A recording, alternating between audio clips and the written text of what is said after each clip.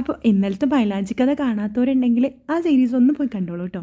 അങ്ങനെ നമ്മൾ ഇന്നലെ മൈലാഞ്ചിയൊക്കെ മിക്സ് ചെയ്ത് വെച്ച് പിറ്റേ ദിവസം രാവിലെ ഇതാ ഡയറി ലേസിങ് കഴിഞ്ഞ് ഓപ്പൺ ചെയ്യാൻ കേട്ടോ.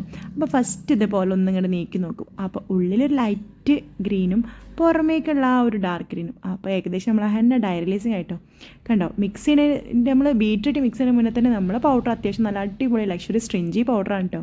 അപ്പോൾ ഇതൊക്കെ ആവശ്യമുള്ളവർക്ക് താഴെ കാണുന്ന സ്ക്രീൻ നമ്പറിൽ കോൺടാക്ട് ചെയ്യാം. പിന്നെ അടുത്ത പ്രോസസ്സ് കുറേശ്ശെ എടുത്തിട്ട് ഇതാ ബീറ്റർ വെച്ച് നല്ല പോലെ ബീറ്റും. കഴിഞ്ഞിട്ടില്ല, ഇനി ബീറ്റ് ചെയ്തവരൊക്കെ എടുത്തിട്ട് നമ്മൾ എന്ത് ചെയ്യും, സോക്സിലിട്ട് നല്ല പോലെ സ്ട്രെയിൻ ചെയ്തെടുക്കണം. എന്നിട്ട് ഇതിലുള്ള ലംസൊക്കെ കളയണം. അതായത് തരി കട്ട എത്ര നമ്മൾ ബീറ്റ് ചെയ്താലും ചെറിയ കട്ട ഉണ്ടാവും കേട്ടോ.